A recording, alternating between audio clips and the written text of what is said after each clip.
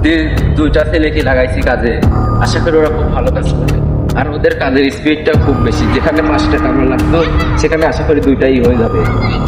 আর হচ্ছে এখানে এই এলাকাটা তো খুব ভালো না, এই এলাকায় অনেক ছিনতাইকারী আছে।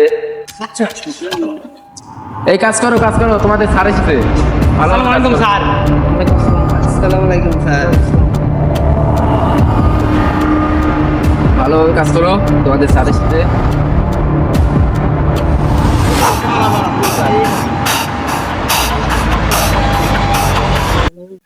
আচ্ছা তাহলে তোমার দেখে শুনে কাম করো, যদি কোনো সমস্যা আমারে বলো।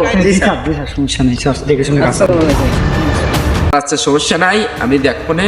ওরা কাজ কাম তো আশা করি খুব ভালোই করে, আমি একটু দেখবো না এসে। আর এই কাম তো আশা করি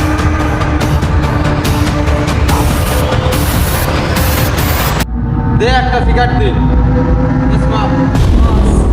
অনেকদিন তো ধান্দা বান্ধা হয় না, মাসে তো বড় কন্ট্রাক্টের কাজ চলতেছে, চলেন দেখে আসি কি হয়।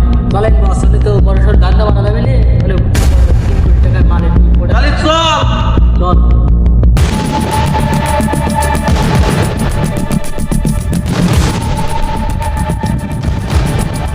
কম দাম তো মেলায় নেওয়া গেল, চলো কাজ কন্ট্রাক্টটা দিয়ে গেল।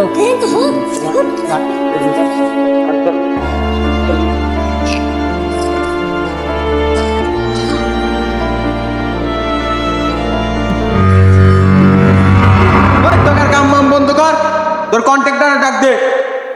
ভাই আমরা তো এখানে পেটের দায় কাজ করি, এখানে কন্ট্রাক্টর তো এই মাত্র আইছিল, তো চলে গেছে। তো আপনি দাঁড়ান, আমি কন্ট্রাক্টর সাহেব। দে টাকাটা ডাক দে, টাকাটা ডাক দে। আরে এটা কবো দিবি না। ওয়ান সামনে যে শহর আছে না, ওই শহর একটা পরিচালনা সিস্টেম। এই কাজটা তো শেষ হলে এই জন্য সফলতা পাই। ওই কাজ হাতটা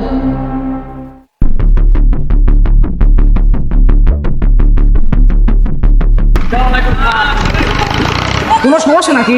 জি স্যার, কোথা থেকে কয়েকজন লোক এসে যেন আমাদের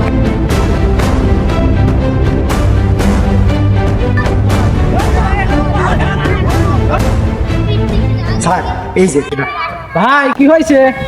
কিসের জন্য আইছি বুঝতিস না? চাঁদা দে চাঁদা, নাকি কাম মাম বন্ধ করে দেবো?